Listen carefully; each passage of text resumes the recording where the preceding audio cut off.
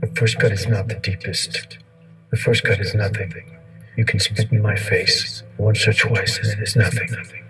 You can take something away that belongs to me, and I can learn to live without it. But you cannot take all that belongs to me, one thing at a time, until you have gotten down to reaching for my eyes, my heart, my soul. You cannot do this and say it is nothing.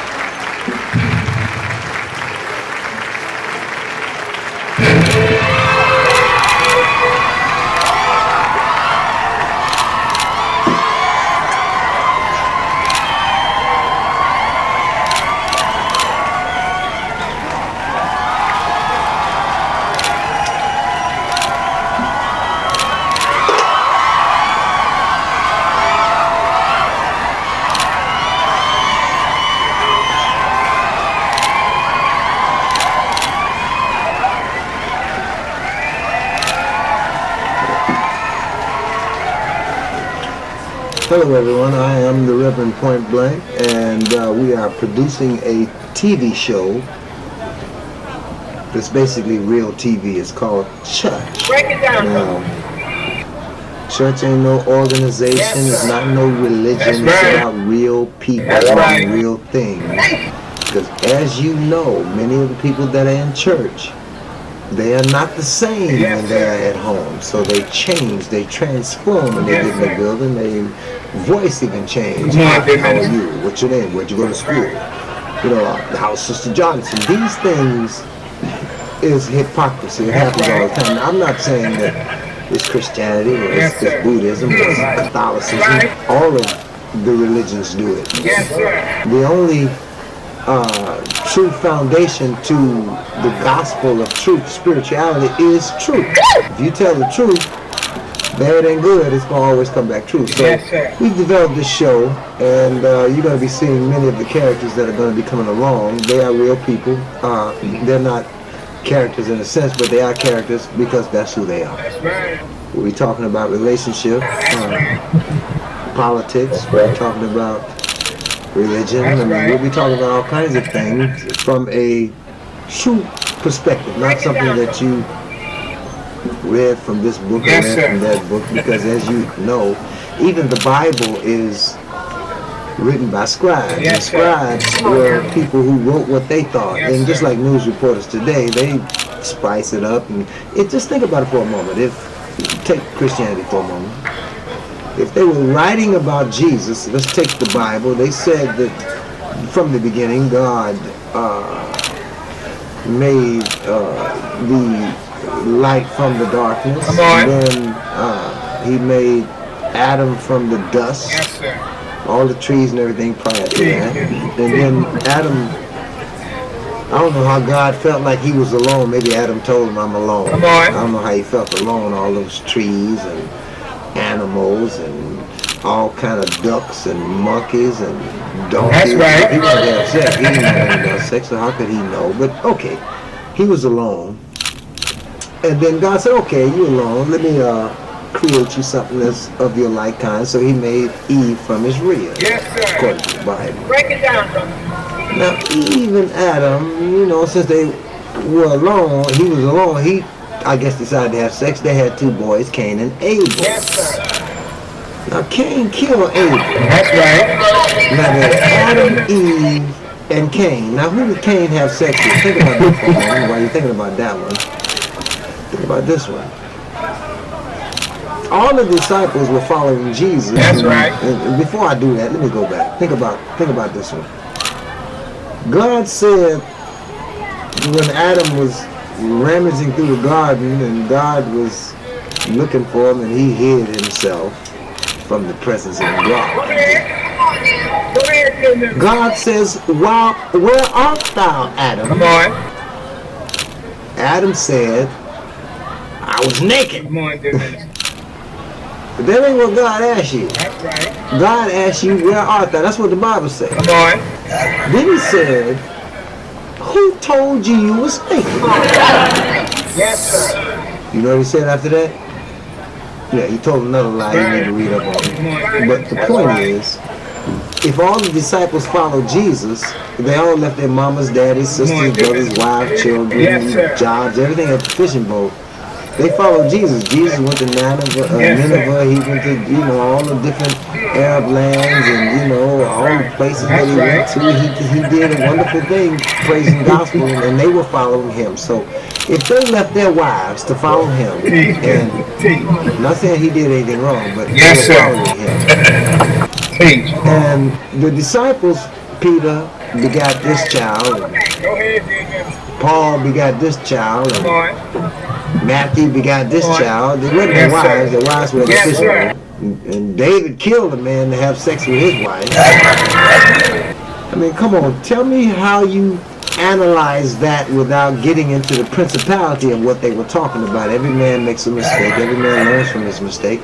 As a child, I thought as a child. As an adult, I put away childish things. So when you're a child, you do that. But these were adults, and they were doing adult things, and all kinds of things going on. And you had to make a decision in this life.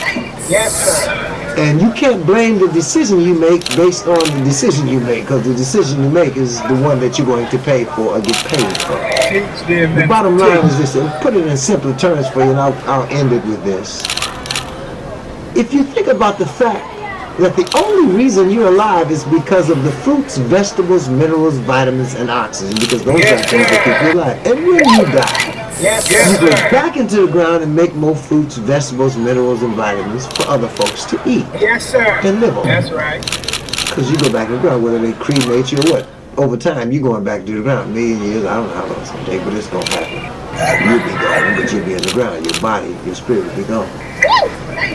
So if that is the case, then the fruits, vegetables, minerals, vitamins, and oxygen come from the ground, which is mean when I'm eating a pear or a fruit or some greens, it's coming from your ass or somebody's ass. So that is the evolution of life. Now, I don't know about the streets of gold and all that 70 virgins, all that shit. I want all the virgins I can get now.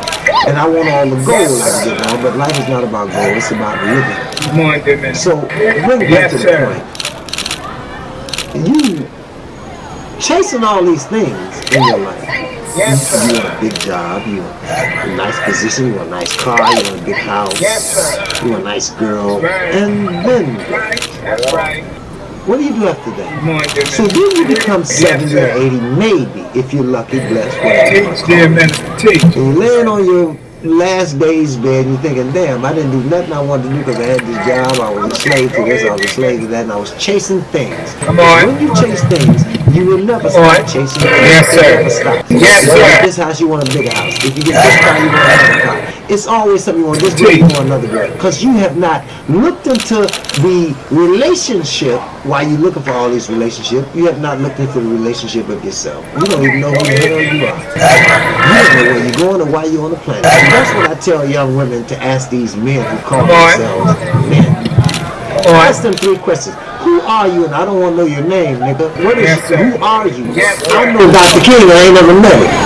Where you going in life? And I ain't talking about taking me to the bed or no shit like that. Where you going in life? Let me see that in the example of how you live. And the 3rd question is, what the hell you want with me? They're not going to answer the first 2 because they don't know it.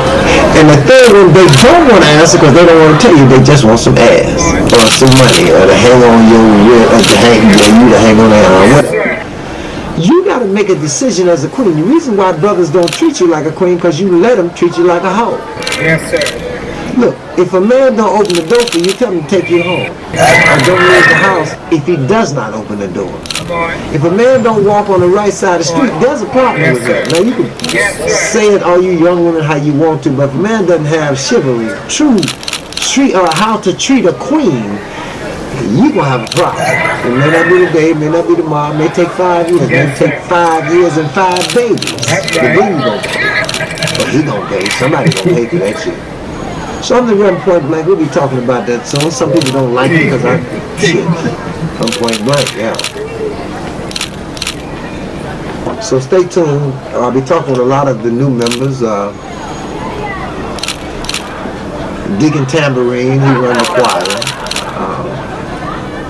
Deacon, these are some funny things because these are people that I wrote when I was in the seminary, when I was pastoring a church. These are people that I saw in the audience. Deacon Lion ass. He lies all the time. And some of you know him. Deacon Tambourine, his name is really actually Deacon Sucker. Did I change it so I wouldn't be so wrong with it? Sister Helena, Deacon Dickenback, Sister Drexel, and Deacon Liquor Clip. These are people who are in your church if you go to your church. They eat pussy, they looking ass, they smoking weed. There's somebody different when they get to their building. What does that say to you about the church you go to? Now that's 15,000 churches in Chicago alone. Cities and states in the United States. How much, let's think about it for a second. If we go according to the Bible says to his disciples, take no money for your journey. But every pastor, preacher, person you see trying to have a ministry is all about the money. They got big cars, new houses, shit, they got brand new shoes, all their rent is paid, you got members can't pay their rent. And how is it that when God say take no money for your journey, for your needs shall be provided for, he say neither take 2 coats? What's the problem? Do they take certain parts of the Bible and believe that shit, and take other parts and believe that shit too? Shit that fit? That's the bullshit we're going on with, because the Bible say that there's one church, one God. How the hell do we have 15,000 churches only in Chicago? Why do we have all these different religions? Because everybody think they got the right religion. You know why they think that? Because that's what they were taught. But they were not taught the truth. Back to the foundation of fruits, vegetables, minerals, vitamins, and oxygen. That is the element to keep us alive, because I don't know nothing about the streets of gold or the 72 verses, no shit like that. What I do know is, what I plant, I'm going to eat. So what I say and what I do is coming back to my ass. So what you have to do is figure out what you say and what you do based on what you want to come back to you. And you can't know that until you figure out who the hell you are. I'm the Reverend Point Blank. Stay tuned. Let me tell you a story about what I was just talking about a moment ago when I was speaking to you about having direction and having purpose before you get into a relationship. I met this woman, and a very, very attractive woman, beautiful breast and face, and she had a body that was banging. I was just physically attracted to her, but at that time, I wasn't looking for sex. Of course, now don't get me wrong, I wanted sex, but I just didn't want to have sex with another individual, because I did it with myself all the time. When I did it with myself, it was okay because I didn't have the drama to go along with that. So I wasn't searching for sex. I was looking for a queen. Now, some of you ladies, some of you guys hear that word, you have no idea what it means to be a queen nor a king. So I'm gonna tell you this story maybe to help you understand what I had to go through to understand the mechanics of being a king, number one, and then number two, bringing a queen into your kingdom, because that's basically what you're doing when you take on a woman because she looks good, or because she smells good, or because she tastes good, or because you like the way she feels, or whatever your desire for her is. You take her in with no perspective and no direction for her, then you don't have a kingdom. You just want sex, or you just want some of her money, or you just want to carry her on your arm, or you want to showboat. You want to satisfy your feelings. And see, consequently, what happens is, after you get this queen that is being a queen because she's going to take what's available, because at this day and age, it's just not available. And so what you do is, now she's got 2, 3 kids, you got bank accounts, houses, and you see something else you like that smell good, taste good, look good, sound good. So now you off. Because in the first place, you got with this woman with no perspective of your own life as to the fact, as to why, where, and what you're going to do with her. So we can't say woman to woman. That is the problem. Men not satisfying women, so they're satisfying themselves. And men don't understand the foundation of a kingdom, so they are satisfying themselves. Now, I don't roll like that. I don't agree with that. But you do what you do, because I'm not responsible for what you do. I'm responsible for how I respond. And so people don't realize that every day you have a choice to make. Now, how you gonna make a choice if you don't have a direction nor a purpose, so that when you die, and you will die, death is guaranteed. So the life you live is not. So in that understanding of that, where you gonna take this queen? Where do you want to go with this king? See, because it's not just the king's responsibility, you as a queen, to be a queen, knowing that you can go places that a man can never go, that you have power he does not possess. You should have some perspective about what kind of king you want in your life. In fact, you should have an understanding about what your life is, what you want from it. Look, there's many ladies, Mary Beth Bethune, Harriet Tubman, Sarah Breedlove. I mean, I can go on and on. Women that I never met before in my life. They were dead before I even got here. But I remember why they lived, and this is what I'm talking about. Why you living. So if you know why you living, then you know why to bring her in. Why to bring him in? Why to bring the job in? Why to bring the relationship? Or whatever it is, because there is constantly always a purpose. Let me tell you something. In order for you to know what you know about the feelings and the direction and the purpose that you have to go through something. Somebody say, well, the devil didn't do nothing. God is almighty, all knowing, first, last, beginning, end, alpha, and omega. He made this devil that you call the devil, knowing that it was this angel that you know he was going to be a devil. So your choice is what the deal is. God put him there, whatever you call God, so that you can have a choice. It's a natural thing. So you learn and you develop as you go. You're going to die. Do you want to die unhappy? Do you want to live your life unhappy? Find out the thing you love to do that you would do for free. Make it pay you and teach somebody else how to do it. Still angry.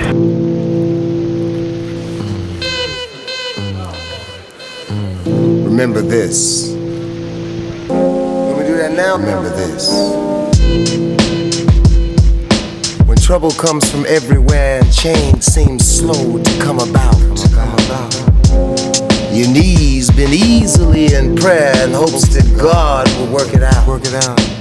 Tears fall upon your folded hands, for you have nowhere else to turn. Hoping God will understand your humble heart within you burns. Before you even say a word, your inner voice begins to speak to you. It has suddenly occurred exactly whom it is you seek. He is the everlasting King. Hello, my brothers and sisters. As you well know, I am the Reverend Point Blank. And I've talked about these subjects many times before, which the basis of what I talk about is based on nature, the very essence of what keeps us alive. The thing that I speak about on a regular basis is the foundation of life. I talk about fruits, vegetables, minerals, vitamins, and oxygen. These are the 5 elements that keep you alive. You would not be living if it were not for the fruits, vegetables, minerals, vitamins, and oxygen. Now understand something for a minute. God says the foolishness of God will confound the wise. Now, all of you brothers and sisters with master's degrees and your lawyers, your doctors, your judges, even presidents, some of you don't understand this simple principle. If I plant apple seeds on the ground where the ground is good for growing apples and the weather is right for maintaining it and developing it, then that is the simplicity of what I'm talking about. Because if I plant apple seeds on this good ground where the weather is right, I cannot get oranges. I cannot get bananas.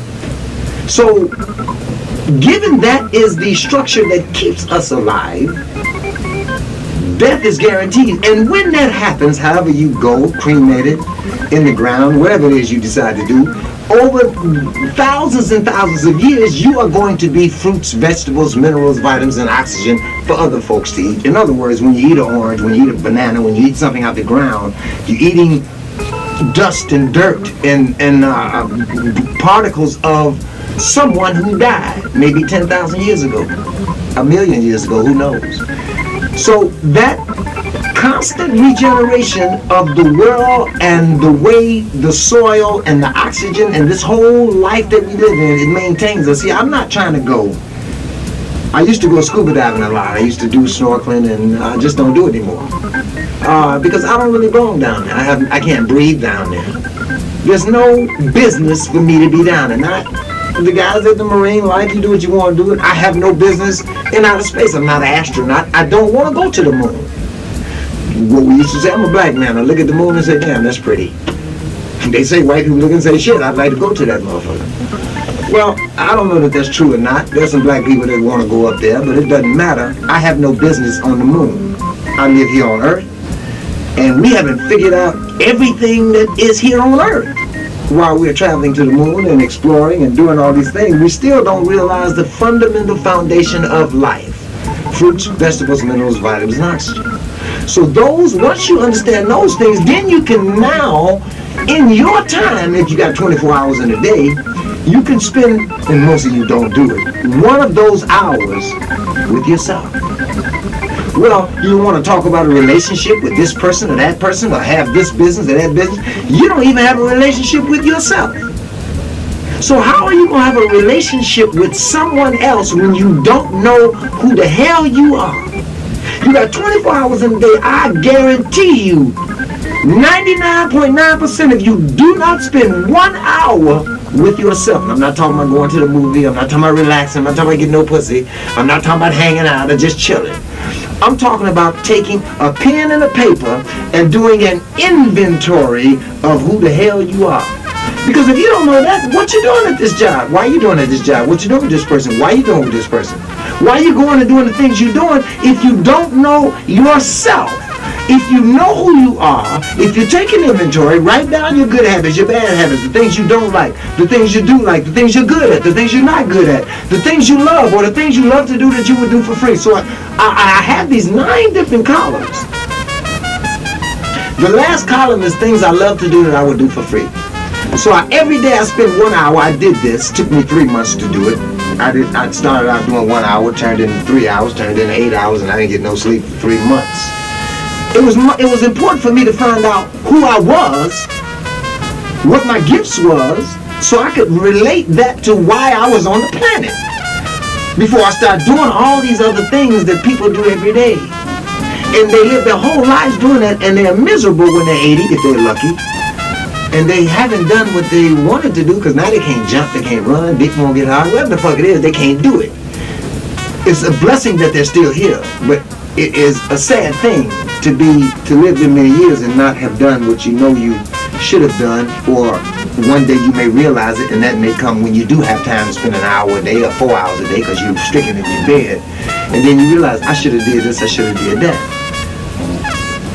Death is guaranteed, life is not. So while we're alive, let's do what God made us here on this planet to be able to do. When you do that, you begin to realize what a legacy is. You begin to realize what direction and what purpose is. Because I know a lot of people that I've never met before in my life. Harriet Tubman, Benjamin Banneker. I mean, there are so many historians that I've read about,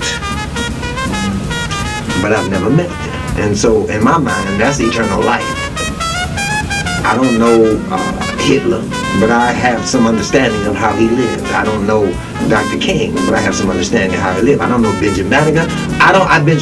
I don't know Sarah Breedlove, Madam C.J. Walker. I don't know her, but I know what she lived for. And to me, in my mind, that is eternal life. That is a legacy, because when I'm gone, over the 600 or 800 videos I have, I'm still here. So I do this because, and I don't charge anybody for any work I do. I take an offering, I'm the pastor. So I'm saying to you, if you don't have it, don't give it. If you got it, give it. I don't need it. God has taken care of me for all these years. Why do I need to scam you in the name of God, using your pain for my gain, which is what most pastors do? So I'm not into that. I stand on the God of the foundation of truth. God says, I'm the way is the truth, and the truth will give your ass good life. Most people will go past that. Look at all these scriptures, all this stuff that David and all these other people, and Micah and Mark and John, all these people. I mean, you don't live there. Those are principalities. Those were scribes writing those stories. Those are just stories. You want to read something? Read Proverbs. Proverbs is the most powerful book in the Bible to me. It's the most powerful book in many Bibles, in every Bible that I've ever read, in Catholicism, in Buddhism. Yes, sir. You understand? And in Islam. I mean, Proverbs is the proverbial word of wisdom and knowledge. So I have a couple of friends. While I was speaking about that, this brother has major skills, but he does not live it. He lives another place. When he's with me, he's somebody different than what he is when he's out in the general public. I don't know how you can do that. To me, it makes me think that you are now a slave to what everybody else is doing, and you have no clue of who you are. You can't be you because you're trying to be what they need you to be so that you can be satisfied by them and they can make you happy and you can make them happy. That is a bunch of bullshit, and you're going to die with that bullshit. So my friend, I've been knowing him 40 or so years. 40 or so years. He's a good brother. He is the funniest man on earth. I've been around the world. I don't know any comedians that has. Now, there's a lot of them I know. Don't get me wrong. I'm not saying anybody's not funny. But this brother is naturally funny, and he doesn't know it. Because when I put him on stage, he bombed. So one day we were sitting in the crib talking about that. And I put him on stage, and, well, he bombed. Well, we were just in my house, but I believe he got some understanding, and I think it may have pissed him off. It might have made him angry.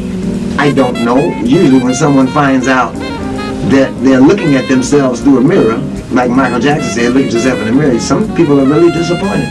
Some of you are disappointed when you look in the mirror and see the life, the kind of person you are, and how you live, with no reasonable direction, just chasing your five senses. They look good, smell good, sound good, taste good, and feel good. You're chasing those five senses, and as soon as you find something that smells good, you're going to see something else that smells good, or something that looks good, or something that tastes good. It's going to change on and on and on unless you have a perspective direction for your feelings, for your emotions, so that you can put them in the place of your purpose and of your direction, so you can be blessed. So getting back to my brother, I'm going to show you a clip for him. We were just chilling. And I said, well, okay, get on stage. Let's see what you got. It's just raw, so it'll be funny because he is funny. And then after that, I'll show you him while we're just chilling. And you'll see the difference. And this is, consequently, this is one of the things that is happening to many of you. When you leave the house, you're a different person. When you get on your girlfriend, you're a different person. When you get at your job, you're a different person. When you get around people that you think they need to be feeling a certain way about you, you adapt to that. That's hypocrisy. That's a bunch of bullshit. But people live it until they die. Some people die with that shit. I don't think life has any powerful meaning more than you living the life that God gave you. I was raised up selling LPs and 8-track tapes on the street, doing a little hustle thing, Anyone in the world is going to bed one night or another with fear of pain and loss. What am I doing? Because all I was really doing was chasing money, chasing things, trying to have a nice car, trying to have, some nice things or some property. It's amazing. Wherever there are dimes in the human being, there is the nobleness of the human spirit. It was just always, let's get this, let me get this, I'm going to work to have this, I'm going to make this happen, I'm going to make that happen. This went on for 15 or 20 years. in my life. So called Murphy or Jones or Smith. You may write me down in history with your bitter, twisted lies. You may trod me in the very dirt, but still like dust.